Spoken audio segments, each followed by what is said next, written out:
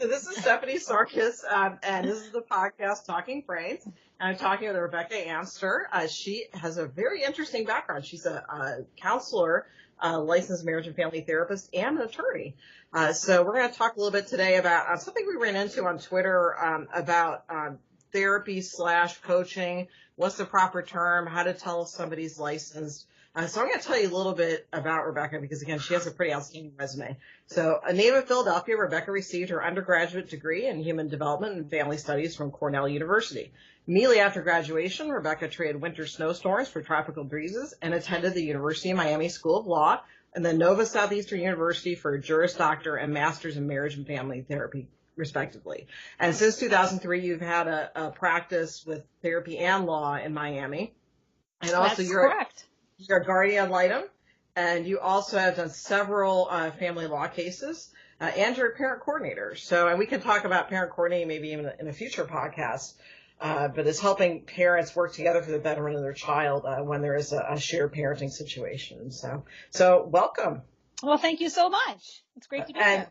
Oh, I'm so glad you're able to. And we have kind of an interesting story of how we met. So we were just kind of having a good laugh about that before. Oh, my goodness.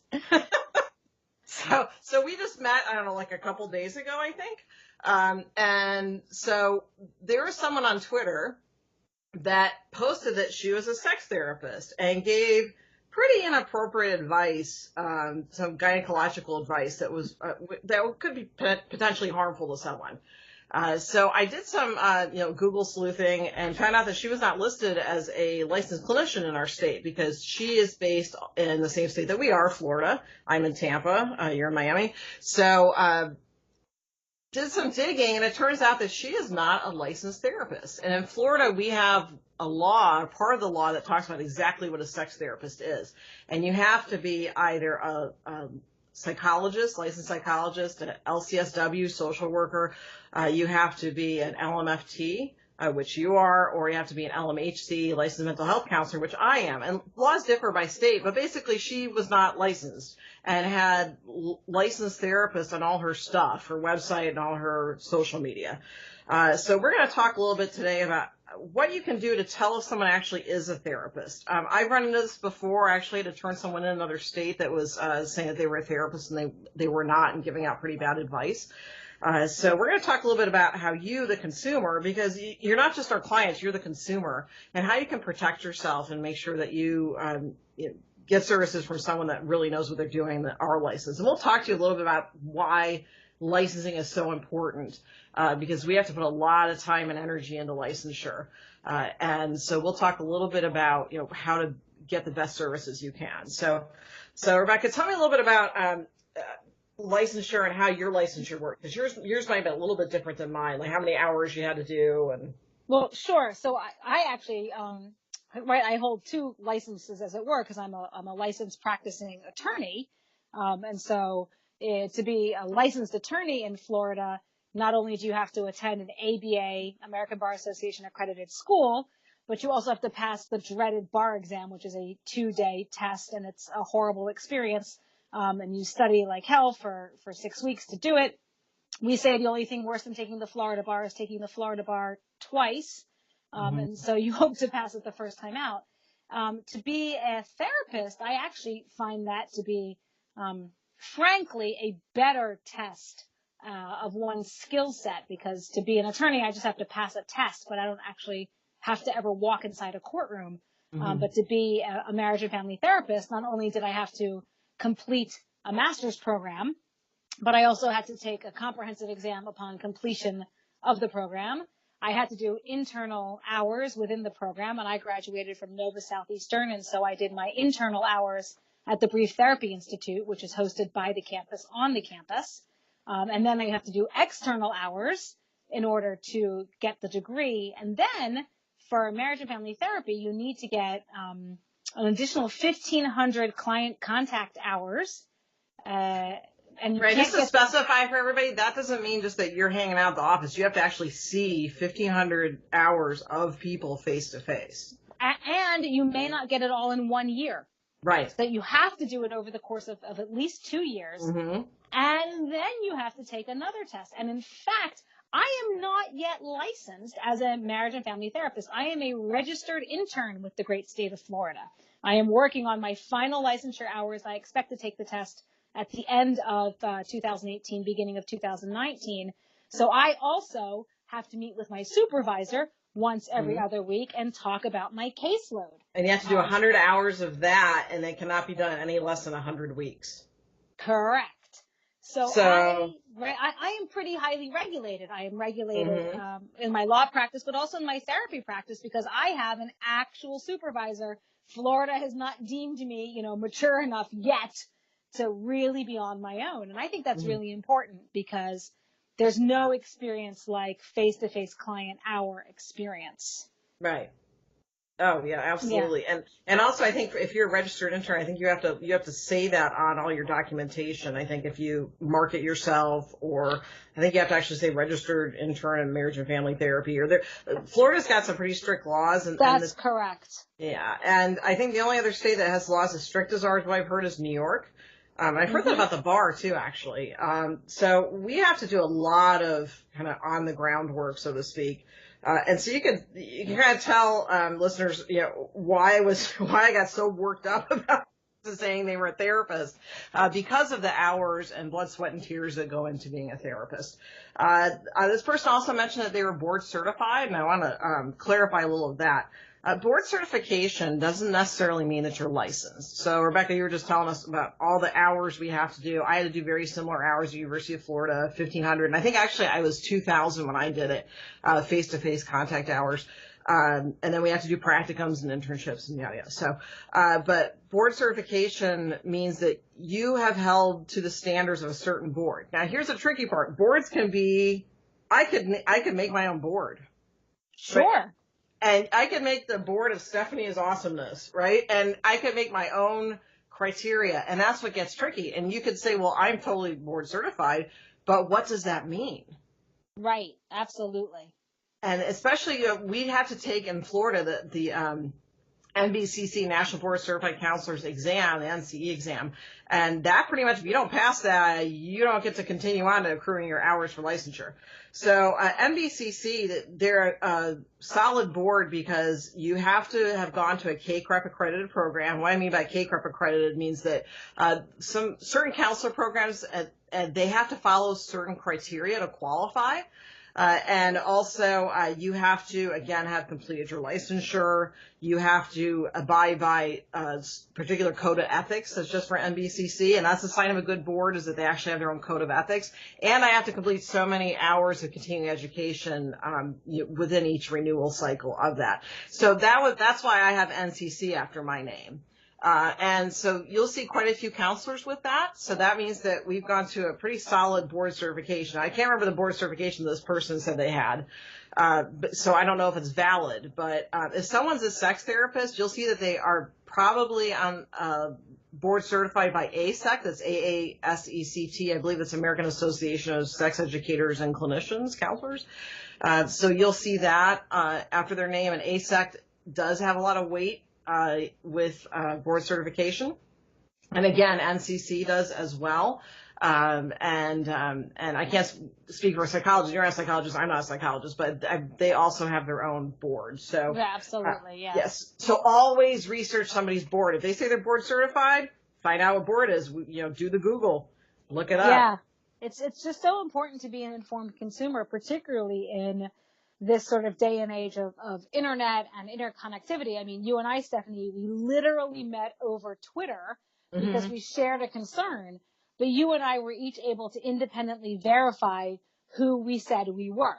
You were able to look me up on the Florida Bar website. You were able to find my licensure information on the Department of Health, and the same sort of thing from me to you. And, in this day and age, there's a lot of clinicians who also practice therapy online, which is a great resource, but you really need to know who you're talking to. Yes. Because otherwise, you question kind of what are the results you're going to get from the experience you're having with your therapist. Right. And I think it's also important to note too that any therapist or coach that says they guarantee you're going to get better, run. We are not allowed to state efficacy. And that's one thing that will really tip you off. That's a red flag if a therapist says, well, you will get better from doing this type of therapy. That's not appropriate. If you have a coach, let's say you go to a coach, coaches can be anybody. I could make my dog a coach. She'd be pretty good at it, but I bet. yeah. So, free kisses for everybody. So, but coaches can be anyone, which means that, yeah, they can be therapists, but they can also be someone that decides that they're going to be a coach, and that's it.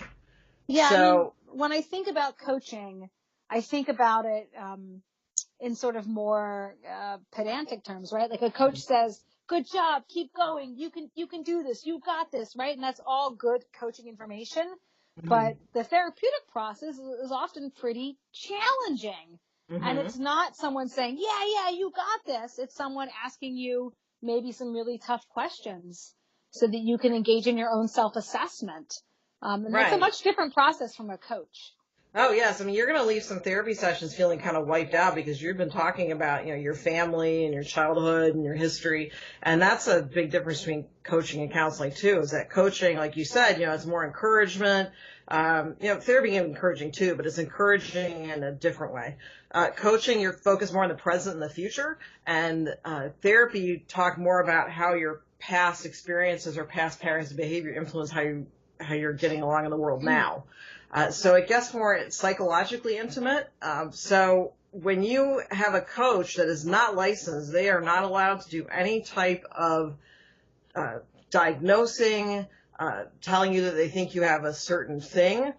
They can't, tell you, or ask you about your family of origin, we call it. That's the family you grew up with. They're not supposed to do that stuff. And that gets tricky because there's a fine line sometimes. Now, if you go to a coach that's also a licensed clinician, yes, they are allowed to do that kind of stuff. I tend to have clients for therapy that are separate from my clients for coaching because it gets kind of tricky with that line. But again, if you see someone that's a coach, ask them, where did you do your training? Are you a licensed therapist? Because there are coaching board certifications, but a lot of the board certifications are run by their own entity, meaning that, again, they've established a board, they've set up their own guidelines, and they've said, okay, now you're a coach. And again, sometimes they are reputable, sometimes not so reputable, so always do your Googling. Yeah, on the tail end of that Googling, I just think it's so important. I love that we use Google as a verb. It's so important, to really be an informed consumer. This sex coach person that you and I both reacted so strongly to on Twitter, I dug a little deeper on her because I was just kind of curious about who she was and what was that about. And I discovered that she had an Instagram account. And I went and I looked at her Instagram account and, that her Instagram account was just not appropriate by any stretch of the imagination with respect to how she was representing herself. And she was also representing herself on her Instagram account as a licensed sex therapist. And, it's really important if you're going to work with someone that you're going to be sort of emotionally vulnerable to really know who that is. Make sure it's somebody that you're comfortable with. And again, in today's internet day and age, you can really do that and you can learn a lot of information and it becomes really important, in terms of being an informed consumer. Right. And more states do have the license lookup like you were mentioning. In Florida, if you go to their Department of Health, just Google Florida DOH licensee lookup, and you can type either one of our names into it, and you can see, that you're a registered intern and I'm a LMHC, and you can also see if one of us has been dinged for any disciplinary stuff. Fortunately, neither one of us has been, but you will see in cases where someone has been brought before the board for violation, you will see that there's an option to click and see if they'd ever had an infraction.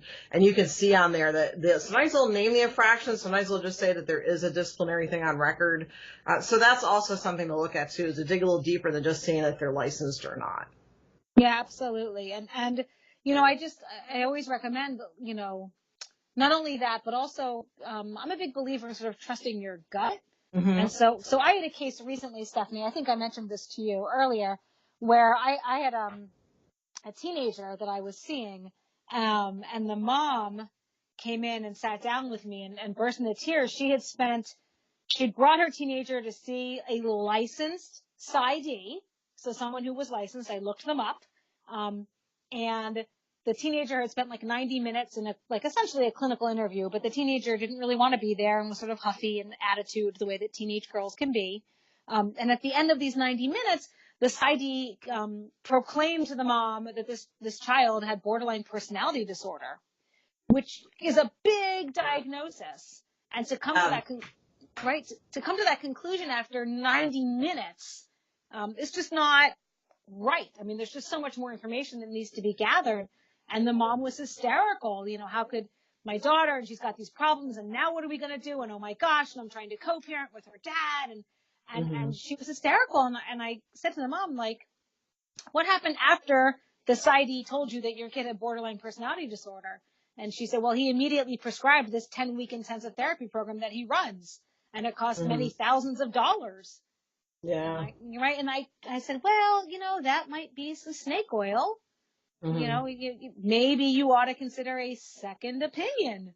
Right. You know, and I've met your kid, and I'm not a diagnostician, but I don't read borderline personality disorder. I read, you know, huffy teenager. Right. And just to clarify for listeners, borderline personality disorder is known as a quote unquote heavy diagnosis because it carries a lot of stigma with it. Unfortunately, it's also seen as one of the personality disorders that's very difficult to treat. And according to our diagnostic manual, you are only supposed to diagnose personality disorders when people are 18 years of age and older. So, to diagnose someone under 18 with borderline personality disorder is already a red flag. But yeah, I think it's really important that we need to encourage people to get second opinions. Even if they're questioning us. I like it when people question me because I want you to ask me questions. If you feel like maybe, you know, I talked to you as a couple and maybe you felt like I was talking more to one person than the other, let me know that. Like, ask me questions because good clinicians want you to ask questions. They want you to be interested in the process. They want you to kind of call them out if you think that something's not sitting quite right with you. And also, if you say you're getting a second opinion, a good clinician will encourage that. They will say, you know, please do. Please get verification or, you know, opposite opinion, but get a second opinion. You know, I've recommended that to people sometimes. So. Oh, absolutely. I couldn't agree more. Yeah. I think it's important that, you know,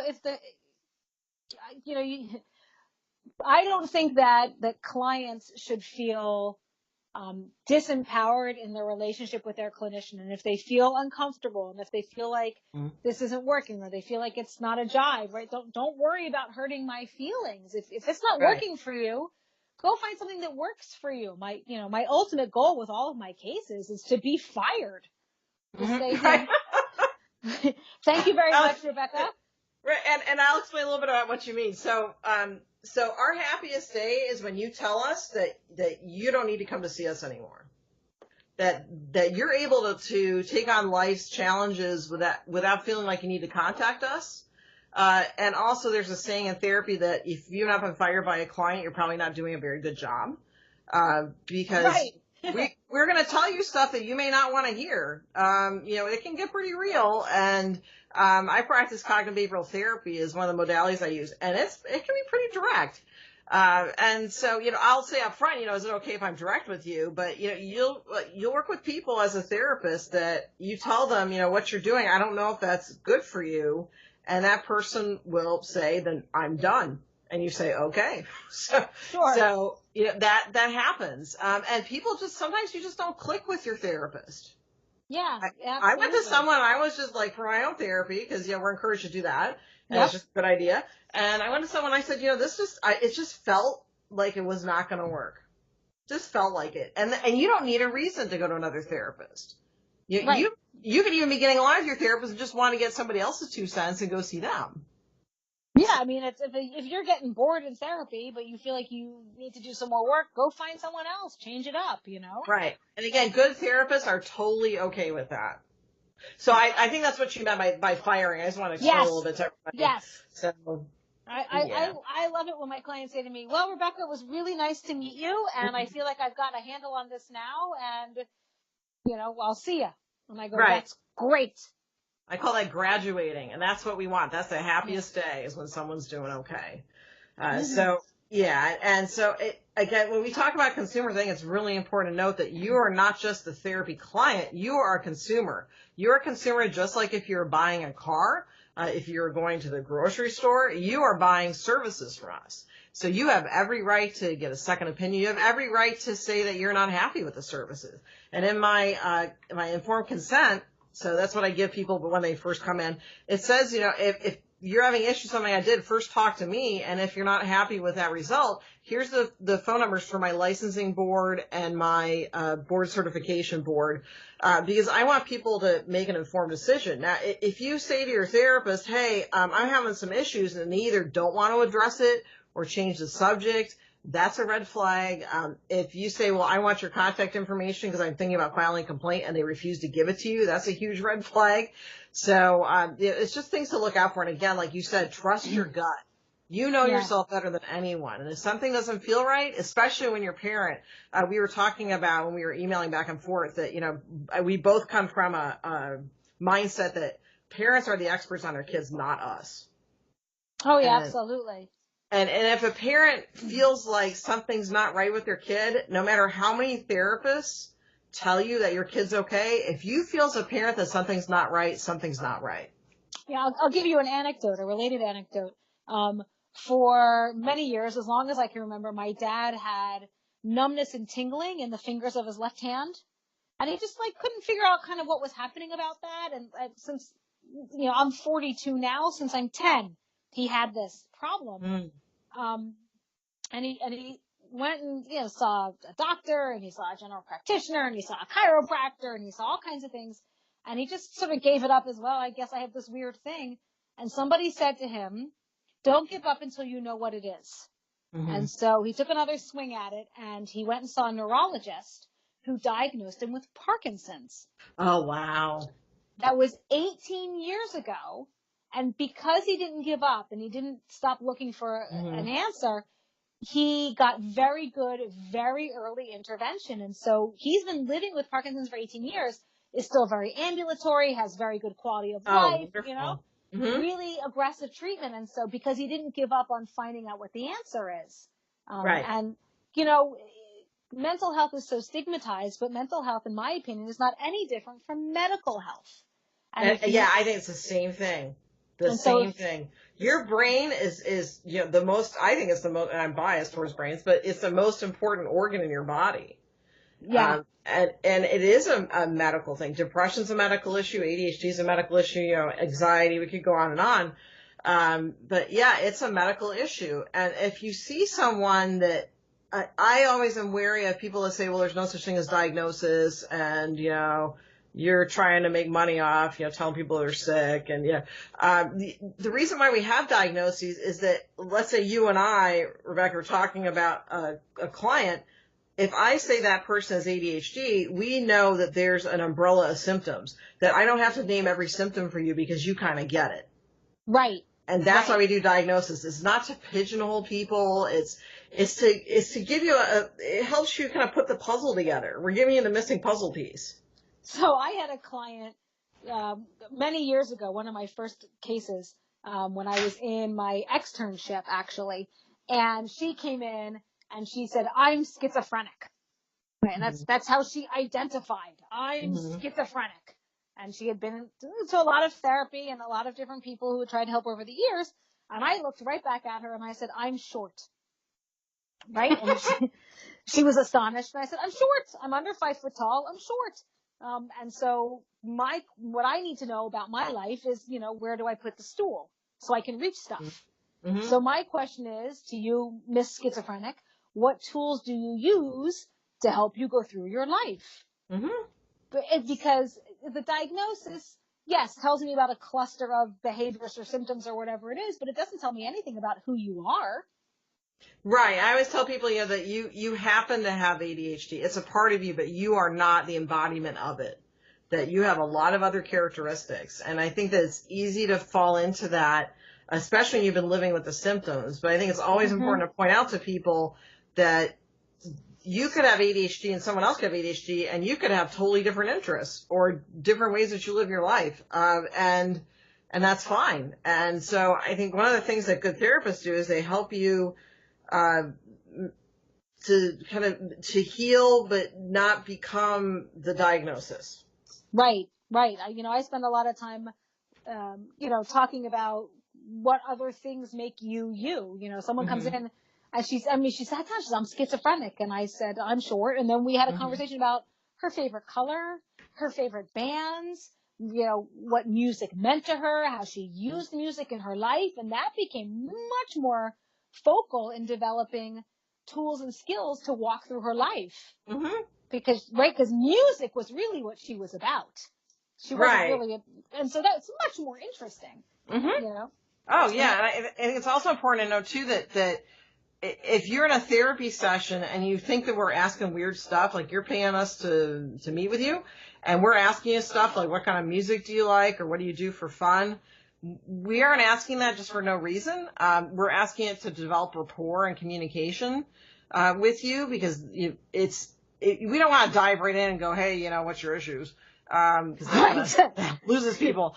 But you were developing rapport, and also the reason why I ask you what you like to do is I'm looking for anhedonia. Anhedonia is something that goes along with depression, which means you don't find things interesting that you used to find interesting.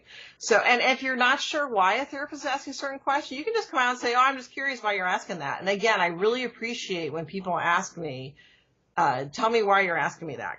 And I'll even preface it with, this is a really weird question, but, Yeah. So, yeah. And I think I interrupted you, so I apologize. But no, that's totally okay. I just think it's so important, and I particularly in light of this person on Twitter who puts herself out as this board certified licensed sex coach therapist person, right?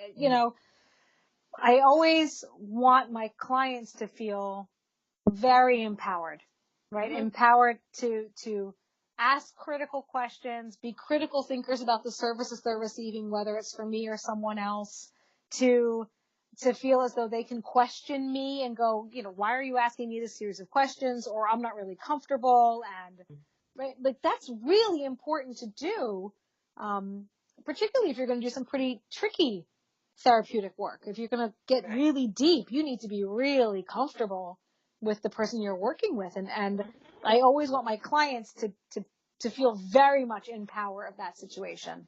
Right, and I think that's another thing about licensure and going to an accredited program is you are taught that how important autonomy is. And what I mean by autonomy, listeners, is that that you are the captain of your own ship's boat, so to speak. That we can give you guidelines and we can give you suggestions and provide therapy, but ultimately those decisions, you have a right to make decisions about your treatment. You have the right to make decisions about your life overall, and we are taught how important that is. So again, we're kind of assisting you, but good therapists will guide you to autonomy. We don't want you to be dependent on us, and you aren't. By contacting us, you're not dependent. We're interdependent, kind of. So right. I think that's important to note too, that by calling a therapist doesn't mean that you are locked into something. You can leave therapy at any time. And again, if you go to a therapist or someone that says they're a therapist or a coach and they lock you into a certain number of sessions, run. Because again, that's not ethical practice. Yeah, it's not ethical. I always like to use metaphors and because sometimes we get into technical language as therapists. And so I kind of I relate it in this way, right? So I recognize that I need help because my home doesn't have any blinds and I need new shutters and new curtains. And I recognize that I need this. And I'm not really sure what I want, but I know that I need to call someone to come to my house and show me different colors and different fabrics and different ideas. And then I get to pick which colors and fabrics and which way I want my shutters to open or close. And I get to make those decisions and they'll guide me. They'll say, well, this product's really cheap and maybe it's not your best choice. And this product maybe is more expensive, but maybe it's better. Or maybe, you know what, you don't need that. And so I make the decisions, but somebody assists me in choosing how to decorate my house. Right. And you may meet with someone that goes, hey, here's my style. And you're like, that's totally my style too. This is going to work great. And then you may meet someone that you're like, this is just not working. Like, you're not giving me the right blinds that I'm thinking of. Like, I'm expressing something to you and it's not clicking. So, it's the same kind of thing with therapy. You're going to meet some people that you're like, oh, they get me, and other people that you're just like, no. And again, Correct. that's completely normal. And it's okay to go to even 2-3 therapists to find a good fit. Right. I mean, if you're going to get 2 or 3 estimates for blinds and shutters in your house, why not, right. go shop around a little so you find a therapist you really click with. Right. And I had a client that did that. She said, just to be transparent, she said, I am going to 3 different therapists to see which one I want to go to. And I thought, that's a smart consumer. Because she's going to go, and she's also being very upfront about it. Which I appreciated. She said, I'm going to go 3 different people and I'll let you know. And I said, even if you don't come back, you don't have to call me or anything. It's okay, And it turns out that I don't take insurance. So that was her main decision in picking another therapist, is that, she, had issues of paying out of pocket, which is totally understandable. But it's okay to do that. And I mean, I know I felt funny. Like, I had hand surgery and my hand surgeon had something wrong with his arm for a while. And so I saw another hand surgeon. And then my first hand surgeon, when he got all healed up, I went to his office about my neck surgery, and he's like, oh, I saw that you saw Dr. Blah. And I was like, I am so sorry. And he's like, it's okay. He's like, my arm wasn't working well. Like, you have the right to go see someone else. And I just felt incredibly guilty. So I get that feeling of, you feel weird about going to somebody else or getting another opinion. I mean, I even feel that way sometimes with my hairdresser. Like, I totally didn't get my hair cut somewhere else. But, but therapists, again, a good therapist encourages you to see what other therapists are out there. They may even recommend to you who you should go to check them out. A not very good therapist will say, well, why do you need to go to someone else? They'll get defensive.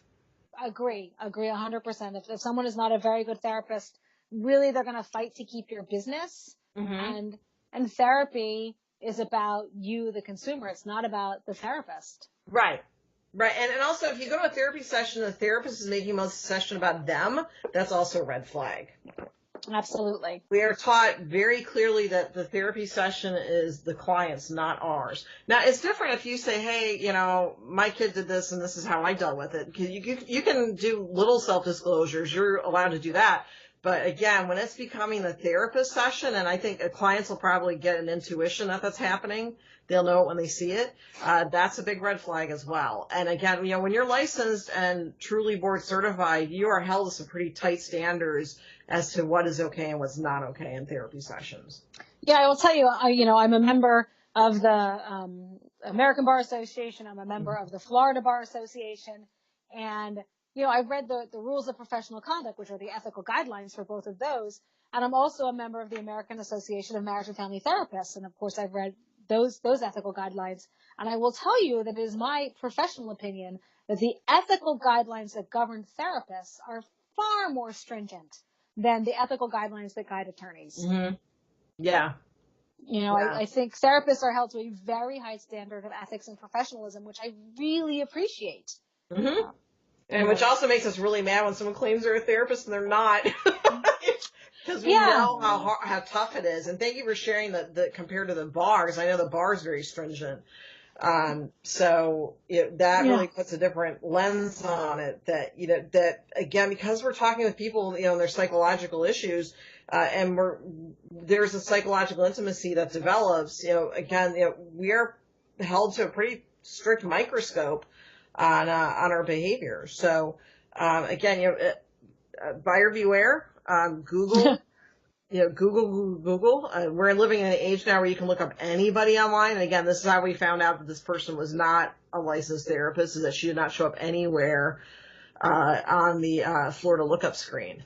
And she finally admitted it in her own words, so that she was not licensed. So, and still said, well, I can still call myself a sex therapist. I'm like, no, here's the law. Here's a link. I'm going to cut and paste the law for you that says that you cannot call yourself a sex therapist. So again, there are people that may call themselves therapists that aren't, unfortunately.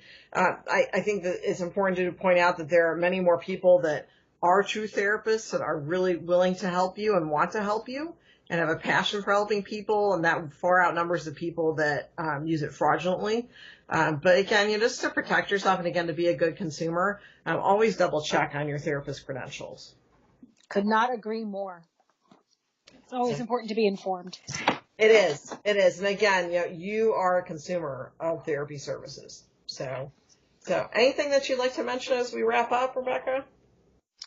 Well, I think people should follow us both on Twitter because we're pretty interesting folks. There you go. It's, so, what's your Twitter address? So my Twitter address is kind of fun. It's at QREBEKAH. That's Rebecca with a silent Q. And if you're a total nerd, you will understand the Monty Python reference. See, my brother is into Monty Python. I am not, so now I'm going to ask him. Now you can ask him. Okay, will do. And then mine is not up to you. Mine's Stephanie Sarkis because again, I'm not a Monty Pythoner. So, is there a name for Monty Python? Is it like Parrot Heads, like Jimmy Buffett? Like, is there a name for people that are Monty Python people? I don't think so. Though, if I had to guess, I'd say we were flying circuses. Oh, I like that. If I had to guess. So as a Sarkis, I should probably be part of the Flying Circus. That's fantastic. Close. I've actually had people write my last name out as Circus. So, to me, this is where I was meant to be. Yeah. So, look at that. So it's Q Rebecca with a K, right? So and an H. It's and Q. An H. I'll spell it again. It's okay. QREBEKAH. And you are also on Facebook under Rebecca, and your last name is It's okay. You can find me on Facebook under the law offices of Rebecca Amster, PA. Amster. I was thinking of Amsterdam, and I knew that was not the right word. You got it right. You got it right. I got the first part, yeah. So, and then my website, stephaniesarkis.com, and ask either one of us questions about therapy. We're more than happy to help. And on this podcast, we are going to talk more about therapy and what your rights are and how to make your brain feel a little happier.